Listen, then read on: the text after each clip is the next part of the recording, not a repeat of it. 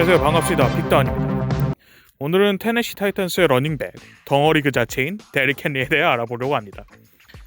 테네시 타이탄스의 경기를 한 번이라도 본 분들은 쿼터백 뒤, 그러니까 백필드에 엄청나게 큰 거인이 있는 걸 보셨을 텐데요. 이 선수가 바로 테네시 타이탄스의 에이스, 데릭 헨리입니다. 데릭 헨리는 정말 말도 안 되게 큰데요. 191cm에 112kg의 거구로 그를 상대하는 수비수들을 굉장히 애처럼 보이게 만듭니다. 참고로 리그 러닝백의 평균 신장은 180cm에 95kg에 불과합니다. 이런 덩치와 함께 말도 안 되는 주력, 그리고 기가 막히게 빠른 박자의 횡이동으로 NFL의 수비진을 그야말로 짓밟고 있는 현 NFL 최고의 스타 중 하나입니다. 데릭 헨리는 사실 고등학교 시절부터 이 덩치와 비슷했다고 하네요. 네, 충격적인데요. 그야말로 애들사이에서 어른이 뛰는 듯한 그의 고등학교 플레이 영상을 준비하던 제가 보기에도 굉장히 충격적이었습니다. 실제로 많은 이들이 역대 모든 고교 러닝백 중 가장 뛰어난 활약을 보여준 사람을 뽑으라면 데릭 헨리를 뽑기도 하더라고요. 이런 압도적인 고교 활약을 바탕으로 전미 최고의 유망주라 불리며 대학교에 진학하게 되고, 대학교에 진학해서도 그의 강점은 여전했고 활약도 대단했습니다. 하지만 이러한 압도적인 활약, 그리고 현 시점에서 데릭 헨리의 위용을 보면 이해가 힘들 정도로 낮은 순위인 2라운드에 드래프트되었는데요.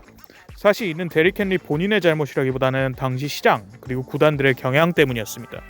2000년대 중후반부터 시작된 상위픽 러닝백들의 연이은 부진으로 1라운드 드래프트에 러닝백을 뽑는 행위는 비판을 넘어서 조롱의 대상이 될 정도였는데요. 특히나 경기의 양상이 과거 단단한 러닝플레이에서 패싱 플레이로 넘어가면서 러닝백도 큰 러닝백보다는 작고 빠른 패스 게임에서도 활약할 수 있는 멀티 능력이 뛰어난 러닝백이 선호되었죠. 이러한 시대적인 환경, 변화 때문에 덩치가 크고 다소 투박하여 패싱 게임에서는 쓰기 힘든 데릭 헨리가 평가절하되게 됩니다. 개인적으로 그가 다른 시대에 태어났다면 탑5 안에 무조건 들었을 거라고 봅니다. 여튼 이렇게 2016년 2라운드 러닝백으로서 테네시 타이탄스에 들어간 데릭 헨리는 당시 주전이던 드마코 머레이에 뒤에서 그를 보좌해주는 역할을 합니다. 그러면서 단점으로 지적되었던 체중을 좀 줄이고 근육량을 늘리는 동시에 스피드와 민첩함에 힘을 좀 기울였죠. 그와 비슷한 때에 드래프트된 다른 러닝백들이 아주 준수한 활약을 할 동안 데릭 헨리는 몇 번의 인상적인 플레이들과 그 덩치로 기억될 뿐 리그를 대표할 퍼포먼스를 보여주지 못했습니다. 데릭 헨리는 마신상담의 마음으로 자기 재량을 꽃피울 때를 기다리게 된 거죠. 그리고 2018에서 19 시즌을 기점으로 팀의 여러 변화의 바람이 붑니다. 마이크 브레이블이라는 유능한 감독의 선임으로 팀이 제대로 된 정체성을 찾게 된 거죠. 브레이블 감독은 당시 팀 내의 에이스로 취급되던 쿼터백 마커스 마리오타를 최대한 활용하던 전략 전술적인 움직임에서 데릭 헨리를 최대한 활용하는 전술로 바꾸게 됩니다. 한마디로 에이스를 바꾼 거죠.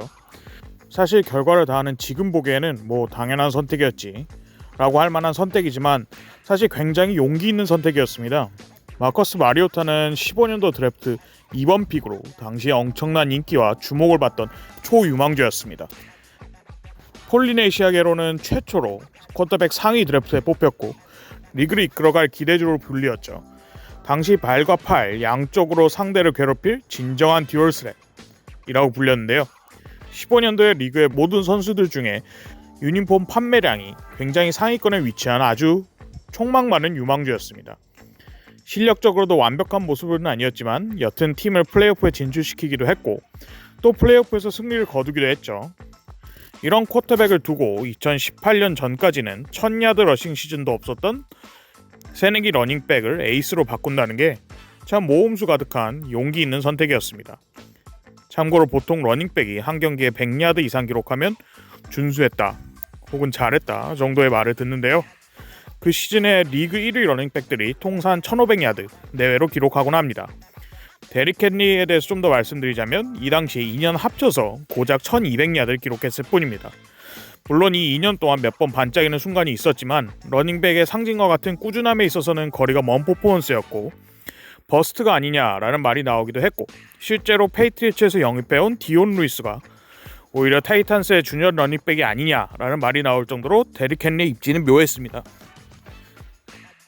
이런 상황에서 마이크 브레이블이 15년도 1번 픽이었던 마커스 마리오타에서 데릭 헨리를 중심으로 대대적인 전술 개편을 실행에 옮기게 된 거죠.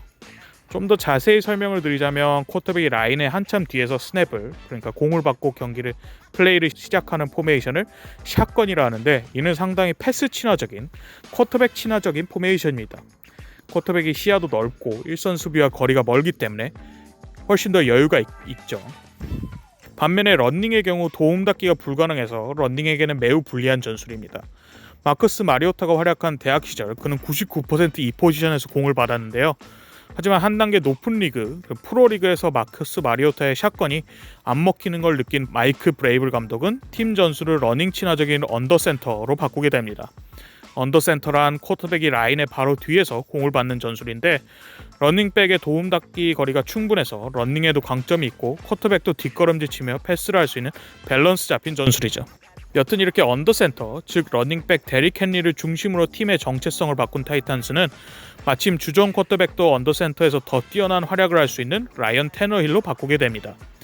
이렇게 핵심적인 변화의 바람이 일고 2018년까지만 해도 5할 승률 언저리에 풀업에 진출한 데에도 광탈이 예상될 정도로 강하지 않은 팀으로 인식되던 타이탄스는 작년 2019년 시즌부터 데릭 헨리가 만기하면서 그의 엄청난 활약에 힘입어 플레이오프에 가게 되고, 플레이오프에서도 전통의 강팀 페이트리어츠를 짓밟고 19정규 시즌 최강팀 볼티모어 레이번스를 짓밟았죠.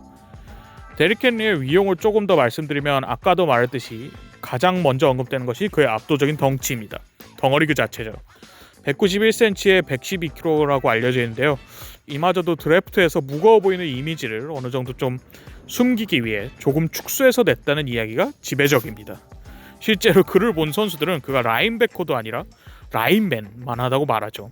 라인맨은 참고로 미식축구에서 모든 포지션에 가장 덩어리가 큰, 가장 덩치가 큰 그 1선에 가장 최우선선에 있는 선수들입니다. 최근 NFL에서의 수비진의 대세는 늘어가는 패스 플레이에 대항하기 위해 스피드와 경량화입니다. 이렇게 상대적으로 작은 수비진이 거대한, 거기다 러닝 게임만이 지배적이었던 70년대 80년대 게임 스타일에서도 충분히 먹힐 덩어리 그 자체인 데릭 헨리는 정말 이 작은 수비진에게선 막을 수 없는 존재입니다. 그를 넘어뜨리기 위해서는 엄청나게 많은 인원과 체력 소모가 동반되는데요. 이는 많은 수비진의 움직임을 일선으로 강제하게 되고, 이로 인해 패스 게임을 원활하게 해주고 동시에 수비의 체력 저하를 유발해 4쿼터 시점에는 수비가 게임을 포기하게 만들죠. 사실 타이탄스는 공격 부문에서 가장 완전한 밸런스가 잡힌 팀으로 평가받습니다. 데릭 헨리에 대해서는 충분히 말했으니 넘어가고, 패싱에서도 작년에 재기상을 받은 라이언 테너힐 쿼터백을 중심으로 팀의 두 메인 리시버 AJ 브라운과 코리 데이비스 역시 엄청난 활약을 보여주고 있는데요. 보시면 리시버 듀오는 순위가 64위까지 도는데 두 선수 모두 다 상위권에 위치한 걸 볼 수 있습니다.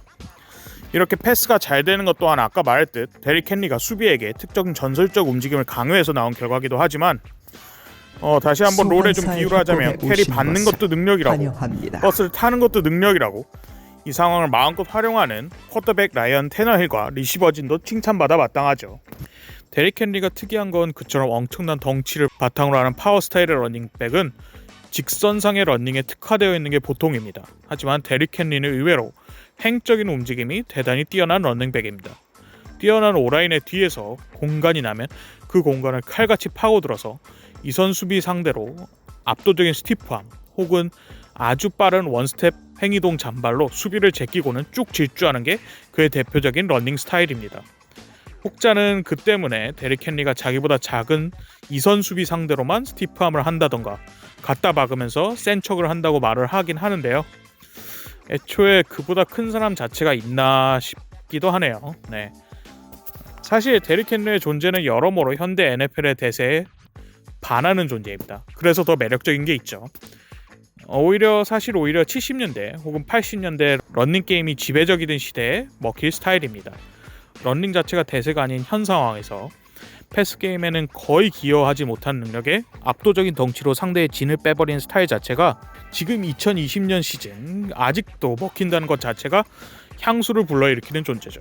이외에도 최근에는 러닝 게임을 할 때 한 명의 에이스 러닝백을 사용한다기보다는 여러 러닝백을 돌려 쓰는데요. 2000년대 후반부터 일종의 법칙으로 확정된 한 시즌에 300캐리, 그러니까 300번의 러닝 시도를 하게 되면 그 다음 해에 부진하게 된다는 법칙 때문이죠. 하지만 올드스쿨스러운 데릭 헨리에게는 이마저 통용되지 않나 봅니다. 작년에 300개가 넘는 캐리로 팀을 하드 캐리했는데요. 올해도 작년에 비해 전혀 부족할 것 없는 퍼포먼스, 어쩌면 더 뛰어난 퍼포먼스를 보여주고 있습니다. 실제로 데릭 헨리는 마치 농구 선수가 몇 번의 슛 시도를 통해 자신의 감을 잡듯 몇 번의 러닝 시도를 통해서 자기 러닝에 대한 감을 잡는다고 말할 정도로 캐리가 늘어날수록 자긴 더 자신 있다라고 말하고 있죠. 이 외에도 보통 러닝백의 경우 워낙 육체적인 노동이 많이 들고 몸에 무리가 많이 가는 포지션이기 때문에 재계약을 한 뒤에 러닝백들의 열정이나 퍼포먼스가 많이 떨어지는 게 사실입니다. 하지만 데릭 헨리는 이마저도 엄청난 재계약 후에도 자신의 퍼포먼스를 그대로 보여주고 있죠. 사실 데릭 헨리의 테네시 타이탄스는 아직까지 슈퍼볼을 우승한 적이 없는 팀인데요. 지금과 굉장히 유사한 하드코어, 상남자스러운 러닝과 강한 수비라는 팀 컬러로 2000년도 슈퍼볼에 진출했으나 딱 1야드가 모자라서 우승을 못했던 경험이 있습니다. 타이탄즈의 단단한 수비와 데릭 헨리의 압도적인 러닝은 사실 겨울이 오고 날씨가 굳어지면서 패스 플레이가 힘들어지는 플레이오프 시점에는 사실 아주 아름다운 승리 공식 중 하나죠. 이런 데릭 헨리의 압도적인 러닝이 플레이오프에서 어디까지 타이탄스를 끌고 갈지, 그리고 최종적으로 영원한 숙명인 첫 슈퍼볼 우승에 다다를 수 있을지 보는 것도 재밌을 거로 보입니다. 봐주셔서 감사합니다.